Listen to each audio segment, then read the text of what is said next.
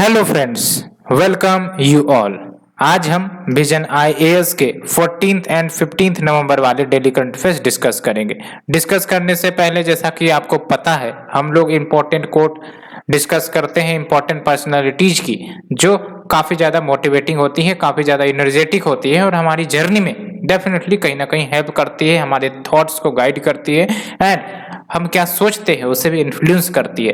तो डेफिनेटली आज जो हम कोट लेकर आए हैं वो काफ़ी ज़्यादा कह सकते हो कि हम लोगों के लिए इम्पोर्टेंट होगी।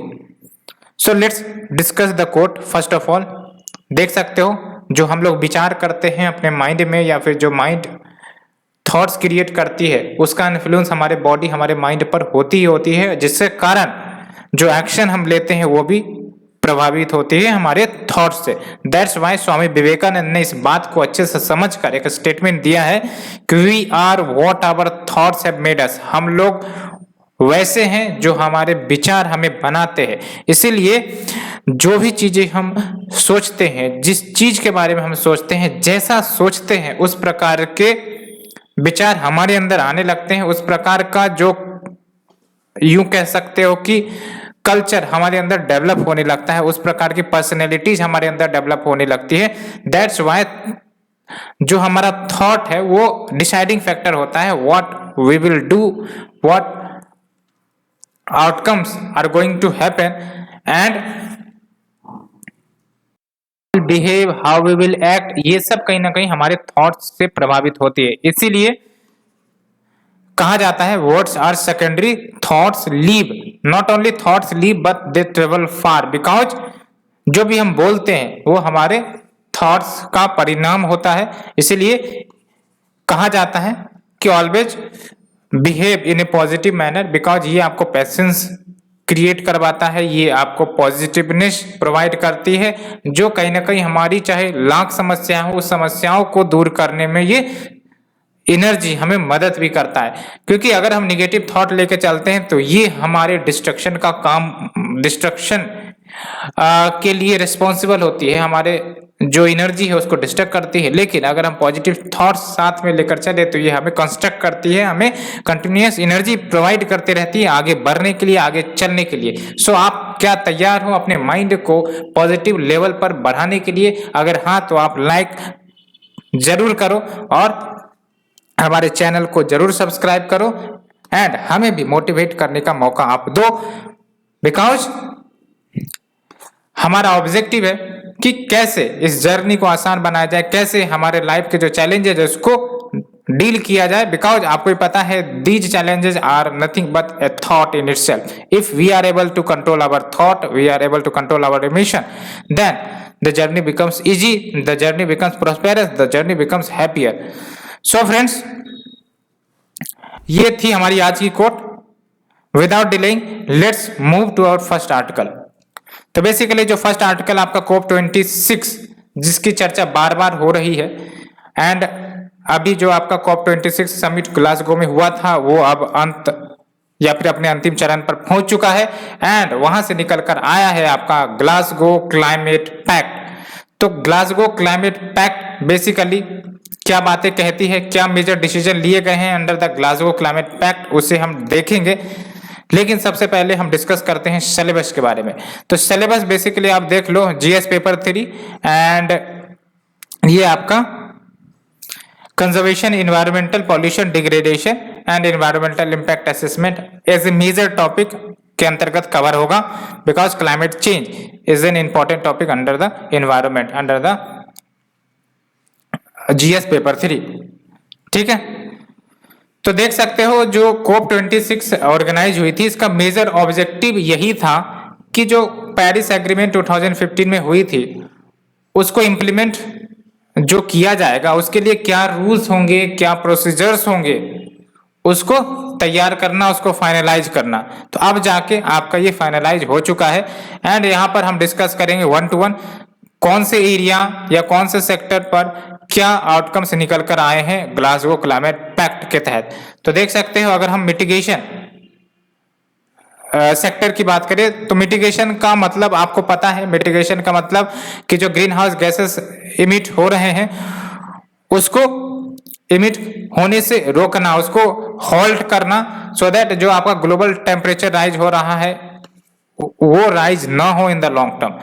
तो उसके लिए क्या क्या स्टेप्स ली गई हैं, क्या क्या आउटकम्स आई हैं, तो कहा गया है कि जो देश हैं यानी कि जो मेंबर नेशन है उनको अपने 2030 क्लाइमेट एक्शन प्लान्स को और ज्यादा स्ट्रेंथन और ज्यादा मजबूत करना पड़ेगा, या फिर जो नेशनली डिटरमाइंड कंट्रीब्यूशन है डिफरेंट देश के इंक्लूडिंग इंडिया, उन्हें भी स्ट्रेंथन करना होगा by the next year. And दूसरी इंपॉर्टेंट बात, एनुअल सिंथेसिस रिपोर्ट तैयार करने की बात कही गई है कि आखिरकार पता तो चले कि जो देश है वो कर क्या रहे हैं, कर क्या रहे थे इतने समय से। एंड जो तीसरा है वो बेसिकली काफी इंपॉर्टेंट है, क्योंकि इसके तहत जो कोल का यूजेज है उसको फेज डाउन करने की बात कही गई है, along with phasing out of the fossil fuels। Fossil fuels में आपको ही पता है जो पेट्रोल डीजल ये सब आ जाते हैं, लेकिन इंपॉर्टेंट बात ये है कि ये फर्स्ट टाइम ऐसा हुआ है कि कोल को एक्सप्लिसिटली मेंशन किया गया है किसी भी कॉप डिसीजन में या फिर कॉन्फ्रेंस ऑफ पार्टीज के डिसीजन में एज एन आउटकम। इससे पहले सिर्फ इंटरनली बोल दी जाती थी कि हाँ कोल को फेज डाउन किया जाएगा, लेकिन एक्सप्लिसिटली इस बार ग्लासगो क्लाइमेट पैक्ट में ही मेंशन कर दिया गया है फेज डाउन करना होगा कोल को along with the fossil fuel, जो इंडिकेट कर रहा है कि now the nations are more serious about dealing with the climate change and the rising temperature.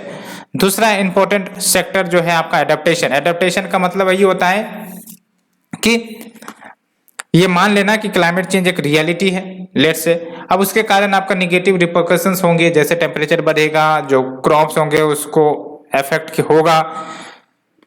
तो इन निगेटिव रिपरकशंस से जब हम डील करते हैं तो हम एडेप्टेशन की स्ट्रेटजी अपनाते हैं। फॉर एग्जांपल टेम्परेचर बढ़ रहा है तो हम एसी या फिर एयर कंडीशनर टेक्नोलॉजी लेकर आए, या फिर आपका क्रॉप्स खराब हो रहा है तो ड्राउट रेसिस्टेंट क्रॉप्स लेकर आ रहे हैं। ये सब क्या है, ये सब एडेप्टेशन टेक्निक है। तो इसमें वो सारे तरीके आ जाते हैं जिसमें ह्यूमन बींग्स या फिर अन्य को अडॉप्ट करना पड़ता है to the climate change and extreme weather pattern. तो उसके लिए एग्रीकल्चरल रिजिलेंट बना लो, फूड डिफेंस को इंश्योर करो, एंड एयर कंडीशनिंग, ये सब कुछ टेक्निक आ जाते हैं। एंड इसके तहत क्या की आउटकम हुआ है, तो डेवलप कंट्रीज को कहा गया है कि आपको डबल करना पड़ेगा जो भी पैसे आप प्रोवाइड करते हैं एडेप्टेशन के लिए डेवलपिंग कंट्रीज को बाय 2025। ये काफी इंपॉर्टेंट बात है। जो मनी दी जाती है डेवलपिंग कंट्रीज को by the develop countries to deal with the adaptation like technology, उसको डबल करना पड़ेगा बाय 2025 फ्रॉम द 2019 लेवल। 2019 में अप्रोक्स $15 बिलियन जो है वो अवेलेबल करवाई गई थी एडेप्टेशन के लिए। अलॉन्ग विथ ये भी सजेस्ट की गई है कि 2 ईयर वर्क प्रोग्राम क्रिएट किए जाए सो दैट ग्लोबल गोल क्या हो एडेप्टेशन को लेकर उसे डिफाइन किया जाए। तो ये भी एक इंपॉर्टेंट आउटकम निकल कर आया है। फाइनेंस एक मेजर मुद्दा रहता है अगर कोई भी समिट होती है, बिकॉज सब कुछ के लिए तैयार तो हो जाते हैं देश, लेकिन जब पैसे देने की बात आती है डेवलप कंट्रीज को वो पीछे अटक जाते हैं। अभी भी आपको पता है कि पेरिस एग्रीमेंट के तहत जो $100 बिलियन देने की बात है वो भी अभी मोबिलाइज नहीं हो सकी है। तो फाइनेंस एक मेजर रोड ब्लॉक रहता है। तो आप देख लो जो डेवलप कंट्रीज हैं उनको तो ऑब्लिगेशन है ही है। ये ऑब्लिगेशन क्यों है, बिकॉज हिस्टोरिकली उन्होंने भर भर के कार्बन एमिशन किए हैं because of the development, and इसका परिणाम डेवलपिंग नेशन को आज झेलना पड़ रहा है, जबकि डेवलपिंग नेशन ने इतना बिगर लेवल पर डेवलपमेंट इमिशन इस हिस्टोरिकली नहीं किए थे। सो डेवलप कंट्रीज को फाइनेंस एंड टेक्नोलॉजी दोनों देने होंगे to the developing countries so that climate change की जो समस्या फेस कर रही हैं डेवलपिंग कंट्रीज उससे डील कर सके। एंड इसके लिए क्या की आउटकम्स निकल कर आई हैं, तो डेवलप्ड कंट्रीज को कहा तो गया है कि जो $100 बिलियन का प्रॉमिस आपने किया था उसको तो आप दो, उसको अरेंज करें अर्जेंट बेसिस पर एवरी ईयर टिल 2025, क्योंकि ये देने की बात 2025 तक ही है।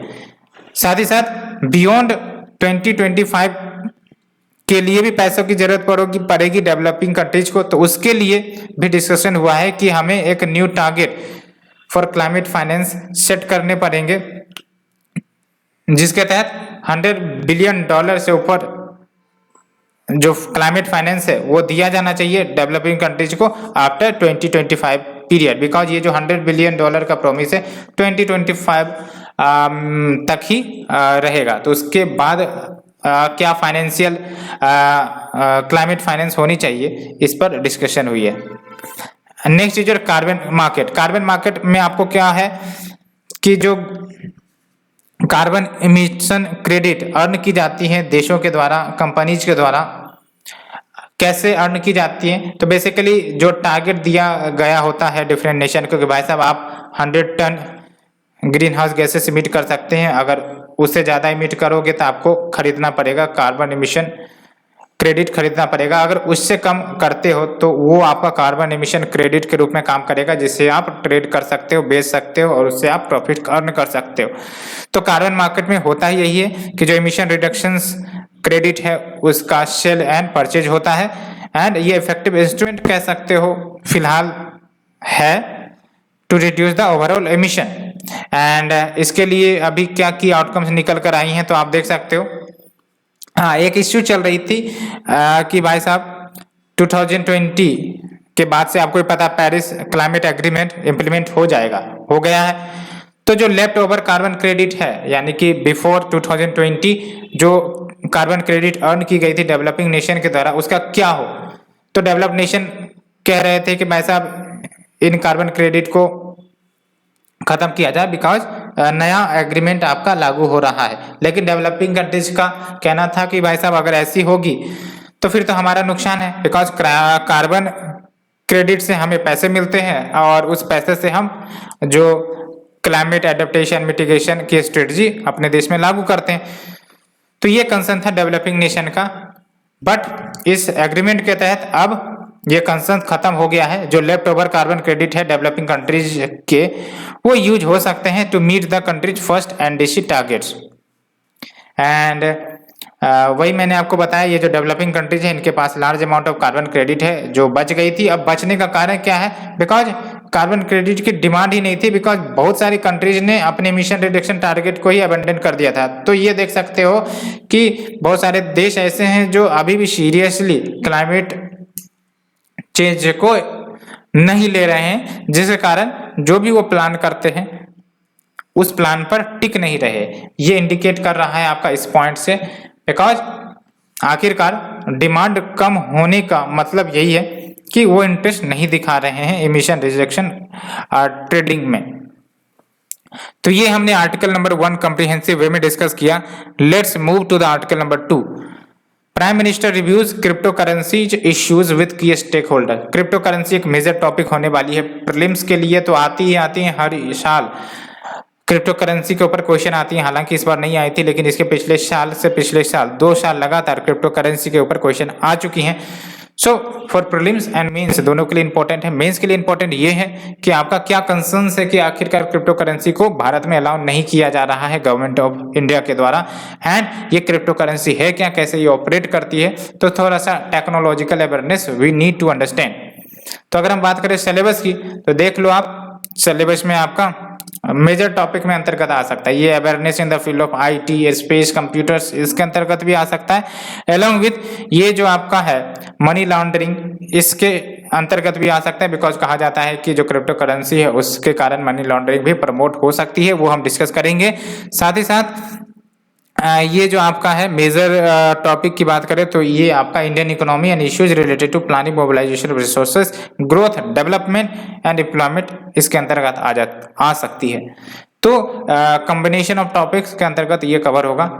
तो अगर हम बात करें क्रिप्टो करेंसी की, तो सबसे पहली बात हम क्रिप्टो करेंसी के बेसिक की बात कर लेते हैं। तो ये जो आपका क्रिप्टो करेंसी है ये आपका डिजिटल या फिर वर्चुअल करेंसी होती है, लेकिन सबसे इंपॉर्टेंट बात ये है कि इनमें इंक्रिप्शन टेक्निक का इस्तेमाल किया जाता है सो दैट कंट्रोल किया जा सके कि कितना कॉइन्स जनरेट होंगे या नहीं होंगे, एंड साथ ही साथ जो भी ट्रांजेक्शन होते हैं वो फुल्ली वेरीफाइड हो। अलोंग विथ ये जो आपका क्रिप्टो करेंसी ऑपरेट होती है ब्लॉकचेन टेक्नोलॉजी पर ऑपरेट होती है, जिसमें किसी भी सेंट्रल बैंक का कोई रोल नहीं होता है। It works independent of central bank.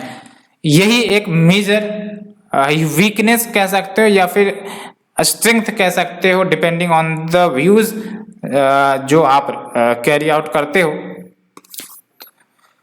And government को यही परेशान करती है कि there is no control of central bank. That's why ये या फिर इस करेंसी का इस्तेमाल मनी लॉन्ड्रिंग सबके लिए किया जा सकता है। तो हमने बेसिक के बारे में डिस्कस किया क्रिप्टो करेंसी की एंड कैसे क्रिप्टो करेंसी को कंट्रोल किया जाता है। तो basically we have the distributed ledger technology. Distributed ledger technology जिसको हम कहते हैं ब्लॉकचेन टेक्नोलॉजी। इसमें होता क्या है, बेसिकली लेट्स से कि दो पर्सन है एंड ये सिस्टम आपका इंटीग्रेटेड है। मैं एक बिटकॉइन खरीदना चाहता हूं, तो बेसिकली मैं एक ट्रांजैक्शन इनिशिएट करूंगा और ये ट्रांजैक्शन आपका पीयर टू पीयर नेटवर्क में जाएगा और इस पीयर टू पीयर नेटवर्क में बेसिकली बहुत सारे यूजर्स कनेक्टेड होंगे। अब इंपॉर्टेंट बात यह है कि बिटकॉइन हमारे पास आने के लिए सबसे इंपॉर्टेंट बात यह होगा कि ये पीयर टू पीयर नेटवर्क में जो भी इंडिविजुअल कनेक्टेड है उनको या उनका वेरिफिकेशन जरूरी है। जब इधर से वेरिफिकेशन होगा तभी वो ट्रांजैक्शन कंप्लीट होगा, नहीं तो वो ट्रांजैक्शन कंप्लीट नहीं होगा। तो इसका मतलब ये है कि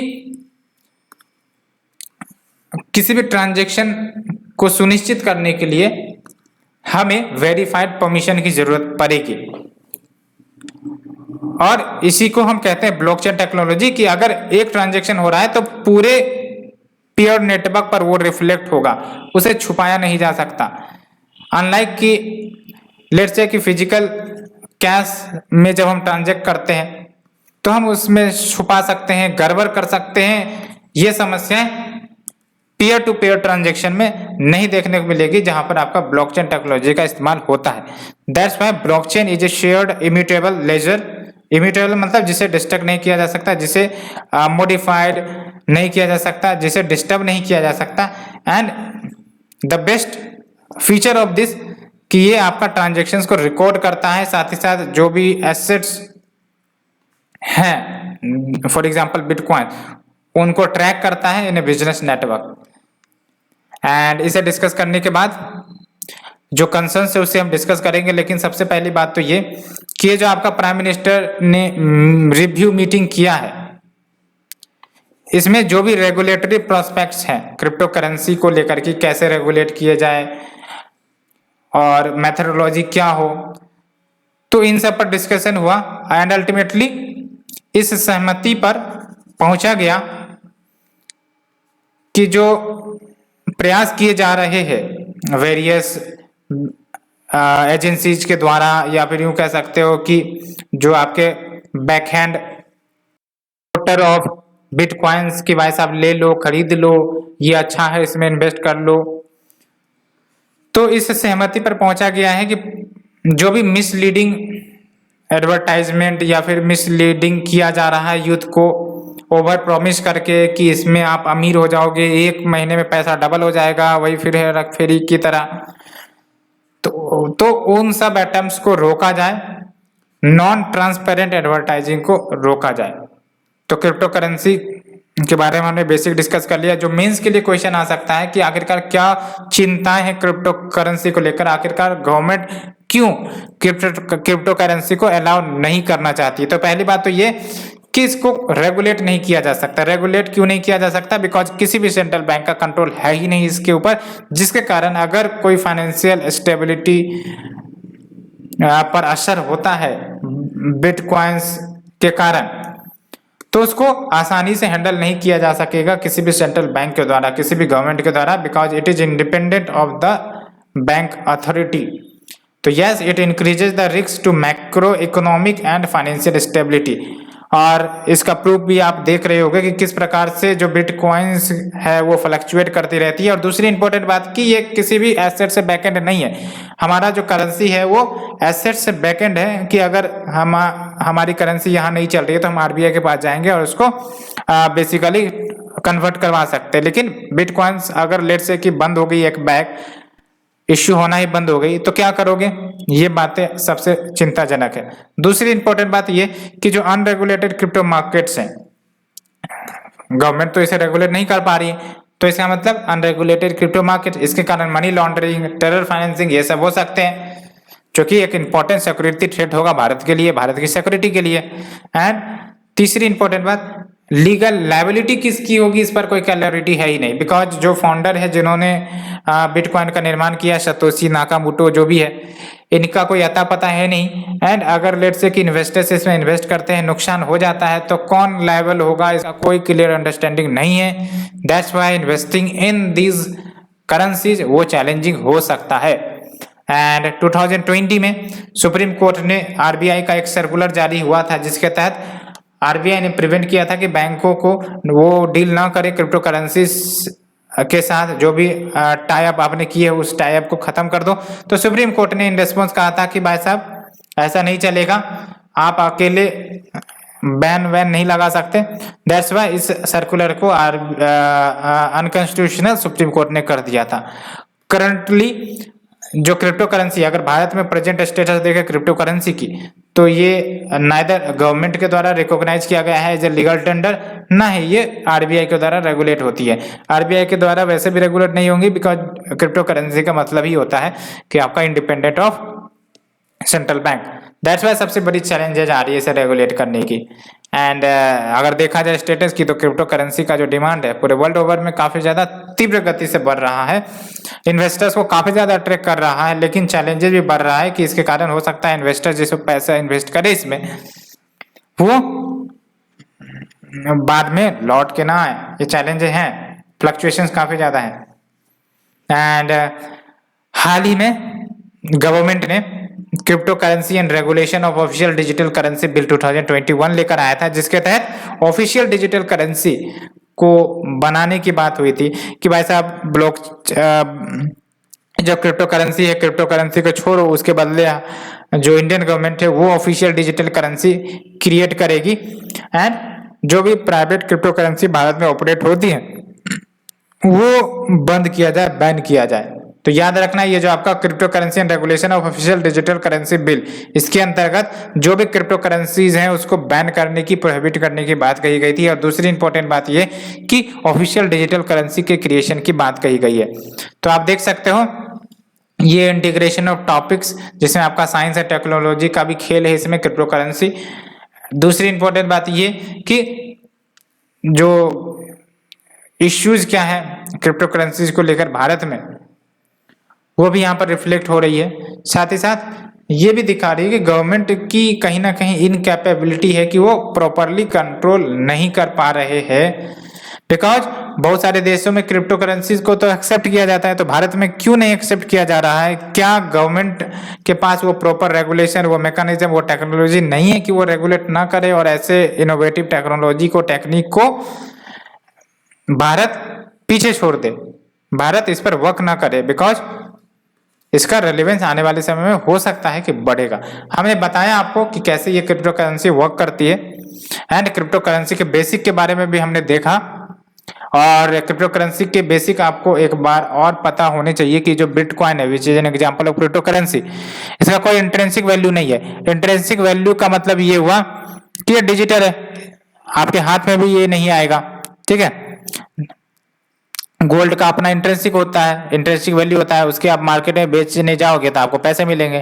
क्रिप्टो करेंसी को हाथ में लेकर थोड़ी ना आप जाओगे। अगर क्रिप्टो करेंसी बंद हो गई, बैन हो गई, इसकी वैल्यू खत्म हो गई, तो कहाँ से आप इसको भंजा सकते होगे? दूसरी इंपॉर्टेंट बात, इसकी फिजिकल फॉर्म है ही नहीं, सिर्फ और सिर्फ नेटवर्क में एग्जिस्ट करती है। तीसरी इंपॉर्टेंट बात ये कि its supply is not determined by central bank, ये तो हमने बताया, इंडिपेंडेंट ऑफ सेंट्रल बैंक ये ऑपरेट करती है।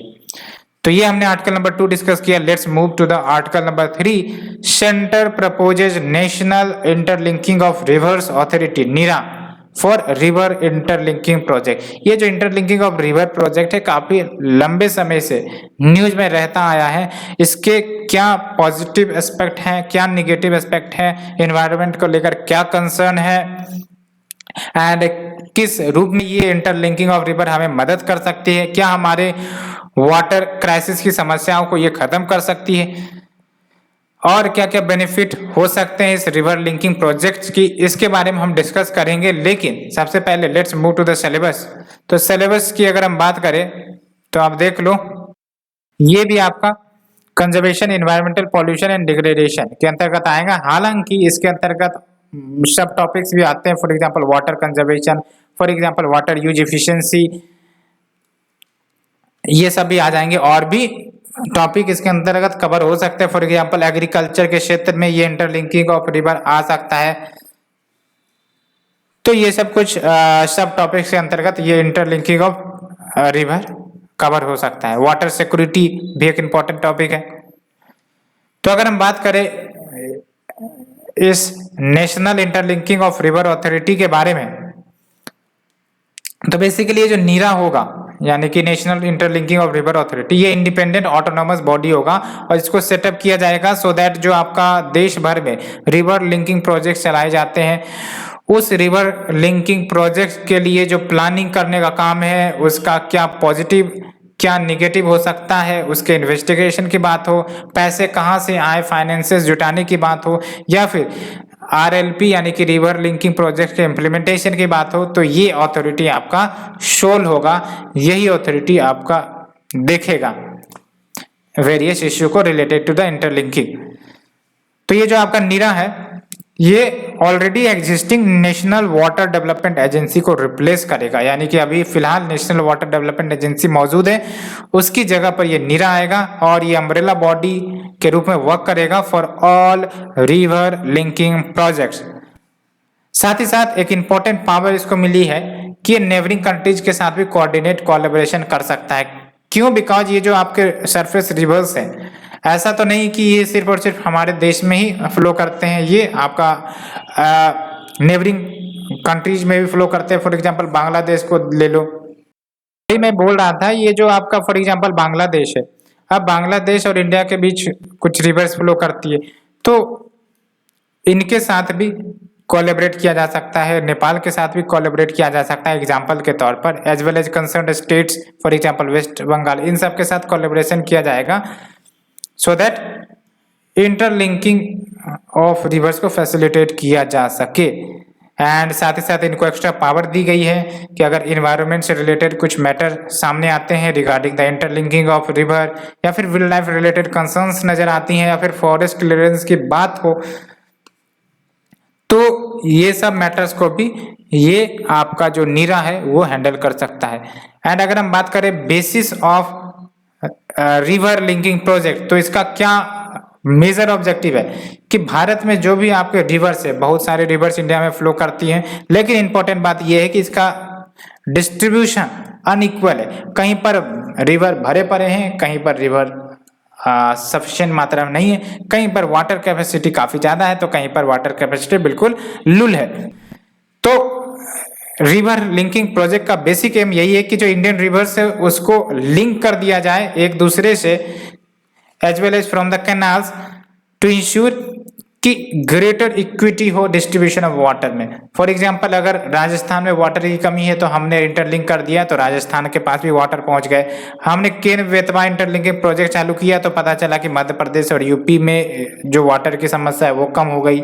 आपको भी पता है बुंदेलखंड के बारे में आप सुनते होंगे कि वहां पर कितना डीप क्राइसिस है, तो अगर आपका Ken Betwa river interlinking project आता है तो वो क्राइसिस आपका मिनिमाइज हो सकती है। तो ये बेनिफिट है आपका रिवर लिंकिंग प्रोजेक्ट का, जिसके तहत आपका ग्रेटर इक्विटी हो सकता है in the distribution of water. कैसे? तो जो आपका वाटर सफिशिएंट एरिया है वहां से वाटर को उठाकर मूव करवाकर जो वाटर डेफिशिएंट एरिया है वहां पर पहुंचा दिया जाएगा, तो जो वाटर क्राइसिस की समस्या है वो भी मिनिमाइज हो सकती है। एंड हमारे पास नेशनल पर्सपेक्टिव प्लान भी है, तो इसके तहत जो आपका NWD है यानी कि नेशनल वाटर डेवलपमेंट एजेंसी, जिसको रिप्लेस किया जा रहा है नीरा से, तो इन्होंने 14 लिंक्स हिमालयन रिवर कंपोनेंट के तहत आइडेंटिफाई किया, 16 लिंक्स पेनिनसुलर रिवर कंपोनेंट के अंतर्गत आइडेंटिफाई किया, सो दैट जो वाटर का ट्रांसफर हो फ्रॉम बेसिन टू बेसिन वो हो सके। और ये जो आप देख सकते हो हिमालयन कंपोनेंट जिसका 16 संख्या है, एंड जो आपका पेनिनसुलर रिवर जिसका बेसिकली हिमालयन रिवर के तहत 14 है एंड पेनिनसुलर रिवर के अंतर्गत 16 है। तो आप देख सकते हो कुछ कंपोनेंट्स है, तो इन सब को बेसिकली लिंक करने की बात कही गई थी, लेकिन बहुत सारी चैलेंजेज है, ये आपको मानकर चलना पड़ेगा। जब हम इंटरलिंकिंग ऑफ रिवर की बात करते हैं तो ये आसानी से नहीं हो पाती। That's why Ken Betwa interlinking project अभी तक अटका पड़ा है, इसका कंप्लीशन नहीं हुआ डिस्पाइट की वेरियस एडवांटेज हैं इंटरलिंकिंग ऑफ रिवर के। तो क्या क्या एडवांटेज है देख लो। वाटर सरफेसेस रिसोर्सेस, यानी कि जो आपका रिवर वाटर है उसका अच्छे से इस्तेमाल होगा, एंड इसका यूटिलाइजेशन 25% से बढ़ सकेगा। कैसे बढ़ सकेगा? जहां पानी की कमी है वहां पर पानी पहुंचा दी जाएगी, तो इस वाटर जो आपका समुद्र में जाकर वेस्ट हो जाता उसका सही जगह पर इस्तेमाल होगा, लोग पानी पी सकेंगे, लोगों की जो वाटर रिक्वायरमेंट है वो फुलफिल हो सकेगी। एज वेल एज अगर इंटरलिंकिंग होती है तो जो इनलैंड नेविगेशन है जो काफी ज्यादा पोटेंशियल रखता है वो या उसमें भी इंप्रूवमेंट आ सकेगी। For example north Indian river, उसको अगर प्रॉपर इंटरलिंक किया जाएगा तो जो नेशनल वाटरवेज हैं जो डेवलप की जा रही है उसको और ज्यादा इंप्रूवमेंट देखने को मिलेगा। अलॉन्ग विथ इंसिडेंटल बेनिफिट्स, कैसे इंसिडेंटल बेनिफिट्स? जैसे फ्लड कंट्रोल हो सकेगा। फॉर एग्जांपल कोई रिवर बेसिन है वहां पर एनुअली फ्लड आ जाती है, और अगर हम उसको इंटरलिंक कर देते हैं वाटर डेफिसिट चैनल के साथ तो पानी एक्सेस जो होंगी वो डाइवर्ट हो जाएंगी दूसरे जगह, तो फ्लड से कंट्रोल हो सकता है। वाटर सप्लाई इंश्योर होगा, फिशरीज भी हो सकती हैं, हाइड्रो पावर जनरेशन, रोजगार आपका टेम्पोररी बेसिस पर जनरेट होगा जब गड्ढे खोदे जाएंगे और आपका जो इंफ्रास्ट्रक्चर ले डाउन किया जाएगा। सेलिनिटी कंट्रोल हो सकती है, पॉल्यूशन कंट्रोल भी हो सकती है। लेकिन कंसर्न्स की बात करें तो देख सकते हो आप हाई प्रोजेक्ट कॉस्ट काफी ज्यादा हाई होती है, बिकॉज हर जगह आपको गड्ढे खोदने पड़ेंगे, लिंक करना पड़ेगा, पाइप बिछाना पड़ेगा, बहुत सारे कॉस्ट इसमें शामिल है। Along with lack of feasibility study कि भाई साहब अगर हमने लिंक तो कर दिया लेकिन उसका क्या एनवायरमेंटल इम्पैक्ट हो सकता है, क्या इकोनॉमिक इम्पैक्ट हो सकता है, क्या बायोडाइवर्सिटी खत्म हो सकती है, हैबिटेट को क्या नुकसान हो सकता है, तो इन सब पर प्रॉपर जो स्टडी है वो नहीं किया गया है। Along with loss of biodiversity हो सकता है, फॉरेस्ट का भी लॉस हो सकता है, बिकॉज जब आप इंटरलिंकिंग करोगे तो आसपास का जो इलाका है जो फॉरेस्ट से भरा पड़ा है उसको हटाना पड़ेगा। एलोंग विथ हो सकता है कि घर बसाए गए हों, तो ये जो हाउसेस है इन सबको माइग्रेट करना पड़ेगा, पॉपुलेशन को माइग्रेट करना पड़ेगा, तो एम्प्लॉयमेंट क्राइसिस आ सकती है, ये सब कुछ समस्याएं चल सकती हैं। तो loss of biodiversity in forest down stream of A Donner river, ठीक है, क्योंकि पानी जिस मात्रा में डाउन स्ट्रीम जानी चाहिए वो नहीं जा पाएंगे बिकॉज इसे डाइवर्ट किया जा रहा है। तो ये हमने आर्टिकल नंबर 3 देखा। Let's move to the article number 4। So अगर हम बात करें सिलेबस की तो आप देख सकते हो आर्टिकल नंबर जो 4 है security challenges and there management in border area. तो सिक्योरिटी का टॉपिक ये कवर करेगा आपका, एंड इसके अंतर्गत आप एक मेजर थीम याद रखना कि जो डिफेंस कॉपरेशन है इंडिया और रशिया के बीच वो काफी अच्छा है, बिकॉज S-400 ट्रम्प मिसाइल जो है वो रशिया के ही द्वारा डेवलप की गई है जो इंडिया के पास आने वाली है, और ये आपका surface to air missile system है। एंड दूसरी इंपॉर्टेंट बात यह है कि S-400 ट्रम्प मिसाइल से यूएस को काफी ज्यादा कंसर्न है, बिकॉज यूएस नहीं चाहता कि जो बेसिकली इंडिया है वो मिसाइल को रशिया से इंपोर्ट करवाए, एंड उसी के लिए आपका कार्सा एक्ट भी आता है यूएस का, उससे भी हम डिस्कस करेंगे। तो बेसिकली ये जो आपका S-400 है ये मतलब one of the most advanced air defence system है। एयर डिफेंस सिस्टम मतलब अगर कोई भी यूं कह सकते हो डिस्ट्रक्शनल मिसाइल या सैटेलाइट आ रही है तो उसको आराम से ये डिस्ट्रॉय कर देगा, काफी पावरफुल होता है। इसमें 4 डिफरेंट मिसाइल्स इक्विप किए जा सकते हैं and it can engage enemy aircraft, ballistic missiles को भी अपने अंदर शामिल कर सकता है, airborne warning and control system, planes, सबको ये ध्वस्त कर सकता है एट 400 किलोमीटर। ये S-400 से याद रखना 400 किलोमीटर। 250 किलोमीटर मीडियम रेंज आप देख सकते हो, 120 kilometre and short range 40 kilometre. लेकिन अभी आप देखो सबसे इम्पोर्टेंट जो फीचर है इसका, एक बार में 80 टारगेट्स को ये डील कर सकता है with in a response time of 9 से 10 सेकेंड। ये कैपेबिलिटी है इसकी, है ना। It can engage 80 targets at one time with a time response of 9 to 10 second. अब बात करते हैं जो मेंस के लिए ज्यादा इंपॉर्टेंट है कि अगर S-400 डील भारत कर रहा है, जिसके तहत ये मिसाइल भारत में आ भी रही है, क्या सिग्निफिकेंस है? पहली बात तो ये कि नेशनल सिक्योरिटी को ध्यान में रखते ये काफी महत्वपूर्ण है कि हमारा जो एयर डिफेंस सिस्टम है वो ज्यादा मजबूत रहे, बिकॉज नए नए थ्रेट आपका चाइना से, पाकिस्तान से, अफगानिस्तान से आ रहे हैं, उसी अनुसार हमें अपनी सिक्योरिटी को मजबूत रखनी पड़ेगी। अलॉन्ग विथ जो एयर डिफेंस कैपेबिलिटी गैप है, यानी कि हमारे IAF में, यानी कि जो इंडियन एयरफोर्स है, उनके पास क्षमता तो काफी ज्यादा है, पोटेंशियल काफी ज्यादा है, लेकिन जब इक्विपमेंट की बात करते हैं तो वो इक्विपमेंट की कमी होती है, जिसके कारण वो अपना फुल्लीस्ट कंट्रीब्यूशन नहीं दे पाते। तो ये जो आपका एयर डिफेंस कैपेबिलिटी गैप है, because of the lack of the defence equipment, वो दूर हो सकेंगे। It can offset the air defence capability gap dwindling the fighter squadron strength।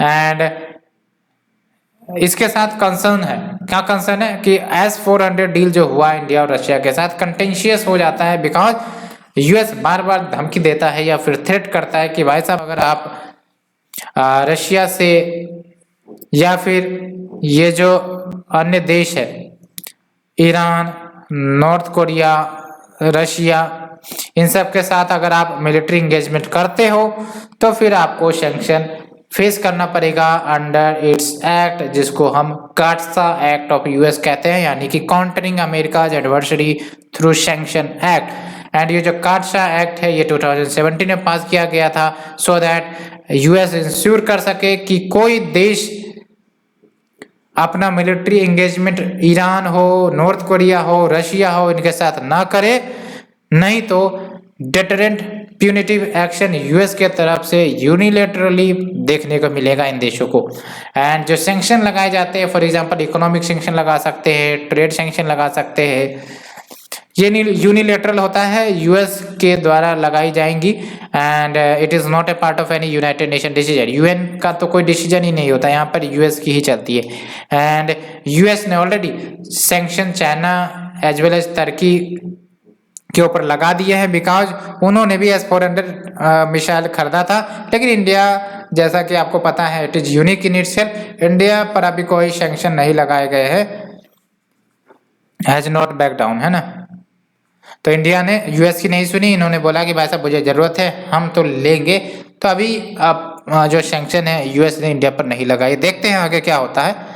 For now the current status is that. And let's move to the next article and last article। UNHCR mid-year trends 2020-21 report release। तो United nation आपका United nation high commissioner for refugees, तो ये basically आपको refugees के status के बारे में बताएगा। रिफ्यूजीज की समस्या दिन ब दिन बढ़ती जा रही है, अगर देखा जाए तो कुछ ट्रेंड हम यहाँ पर देखेंगे इस रिपोर्ट के अनुसार, जो आपको बताएगा कि क्या इंपॉर्टेंट कंसर्न्स रिफ्यूजीज को लेकर है, और ये जो फोर्स्ड डिस्प्लेसमेंट है वो बढ़ती ही जा रही है, और इसका क्या कारण है, क्यों ये आपका फोर्स्ड डिस्प्लेसमेंट बढ़ता जा रहा है, उसे भी देखेंगे। एंड अगर हम बात करें सिलेबस की, तो आप देख लो, ये जो आर्टिकल नंबर 5 है, आपका आर्टिकल नंबर 5 कवर होगा important international institution, their mandate and their forum. आप यहाँ पर देख लो, ये आपका आर्टिकल 5 है, and there structure, there mandate. तो UNHCR उनके इंपॉर्टेंट रिपोर्ट, उसके बारे में हम डिस्कस करते हैं। तो आप देख सकते हो, ये जो रिपोर्ट ये आपको elaborate and comprehensive data provide कर रहा है कि क्या डिस्प्लेसमेंट ट्रेंड फिलहाल देखने को मिल रही है in the first half of 2021। First half of 2021 यानी कि जो आपका अभी जून जुलाई तक का डाटा आपको इसमें कवर किया गया है। की हाईलाइट पर आपको फोकस करना है, ये जो ग्लोबल फोर्स्ड डिस्प्लेसमेंट है, यानी कि वैश्विक लेवल पर जो फोर्स्ड डिस्प्लेसमेंट हो रहा है वो बाय मिड 2021 अप्रोक्स 84 मिलियन हो चुका है, यानी कि 84 मिलियन पीपल इन्होंने फोर्स्ड डिस्प्लेसमेंट झेले हैं बाय मिड 2021। एंड इसमें से क्या जो 42% है वो तो चिल्ड्रन है which is below the 18 years. लेकिन सबसे इंपॉर्टेंट बात यह है कि what are the factors, what are the reasons for these forced displacement. पहली बात, परसिक्यूशन, इनको सजा दी जाती है, इनको अपने घरों से भगाया जाता है, कन्फ्लिक्ट में इंगेज हो जाते हैं। आपने भी सुना होगा मेजोरिटी वर्सेस माइनॉरिटी कन्फ्लिक्ट। तो इस प्रकार का कन्फ्लिक्ट, वायलेंस हो जाना, ह्यूमन राइट्स का वायलेशन होना, ये सब के सब इवेंट्स जो है पब्लिक ऑर्डर को डिस्टर्ब करते हैं। एंड ये आपका मेजर रीजन है फॉर द फोर्स डिस्प्लेसमेंट, है ना। परसिक्यूशन यानी कि अथॉरिटी परसिक्यूट करती है इन लोगों को, साथ ही साथ वायलेंस होता है, कन्फ्लिक्ट होता है, और इसके कारण आपका पब्लिक ऑर्डर डिस्टर्ब होता है। एंड अल्टीमेटली ये सब डिस्प्लेसमेंट को फ्यूल मिलती है। एंड फिर आप देख सकते हो ये जो आपका कन्फ्लिक्ट प्लस वायलेंस है अराउंड द वर्ल्ड, सिर्फ और सिर्फ कन्फ्लिक्ट और वायलेंस को देखा जाए तो इसके कारण आपका नियरली 51 मिलियन यानी कि 51 मिलियन पीपल ने अपने खुद के कंट्री को छोड़ा है। एंड अधिकांशतर जो नए नए डिस्प्लेसमेंट हो रहे हैं वो आपका अफ्रीका से हो रहा है। एंड नंबर ऑफ रिफ्यूजीज ये भी बढ़ती जा रही हैं, और आप देख सकते हो during the first half of the year approx 21 million हो चुके हैं। ये ओवरऑल आपका रिफ्यूजीज की संख्या है ना, ग्लोबल लेवल पर 84 मिलियन। लेकिन अगर हम एग्जैक्ट 2021 की बात करें तो आप देख सकते हो first half of the year approx 21 million आपका जो रिफ्यूजीज है वो निकल कर आ रही है। तो यहाँ पर आपको क्लियर हो जाना चाहिए, यहाँ पर फोर्स्ड डिस्प्लेसमेंट है 84 मिलियन का हुआ है, और यहाँ पर रिफ्यूजीज है। रिफ्यूजीज यानी कि दूसरे देश में आके शरण ले रहे हैं। तो दूसरे देश में आने के बाद जो शरण लिया जा रहा है उसकी संख्या आपका 21 मिलियन है। एंड अधिकांशतः न्यू रिफ्यूजीज आपका 5 नेशन से आए हैं। कहाँ से भाग के आए हैं? सेंट्रल अफ्रीकन रिपब्लिक से आए हैं, साउथ सुदान से आए, सीरिया से आए, अफगानिस्तान से आए, नाइजीरिया से आए। एंड जो डेवलपिंग कंट्रीज हैं लगभग 85% of the world refugees host करता है। तो देख सकते हो डेवलपिंग कंट्रीज इंक्लूडिंग इंडिया, इनके पास एक एडिशनल जिम्मेदारी है to deal with the refugees, to take care of that. And Turkey जो है आपका largest number of refugees host करता है all over the world, followed by Colombia. And जो ह्यूमैनिटेरियन इश्यू है इन डिस्प्लेस्ड पर्सन की, अलोंग विद द कन्फ्लिक्ट, कोविड-19 की समस्या, पॉवर्टी, फूड इनसिक्योरिटी, इन सबको कहीं ना कहीं वल्नरेबल बनाते हैं। बिकॉज आपको ही पता है कि कोविड-19 ने काफ़ी ज़्यादा नुकसान किया है। अलोंग विथ पॉवर्टी की इशू ये जो है ऑलरेडी झेल रहे हैं, फूड इनसिक्योरिटी की इशू ऑलरेडी ये झेल रहे हैं, एंड क्लाइमेट इमरजेंसी का भी प्रभाव इनके पास जल्दी होगा, क्योंकि इनके पास इंफ्रास्ट्रक्चर नहीं है, घर नहीं है, मकान नहीं है। तो क्लाइमेट के कारण जो नेगेटिव रिपरकशंस होंगे उसका इम्पैक्ट इन्हीं पर तो सबसे ज़्यादा होगा। तो दैट्स वाई ये आपका कंसर्न है। सो फ्रेंड्स, आज के लिए इतना ही। होप आप लोगों ने इशू समझा होगा। And thank you very much for the discussion.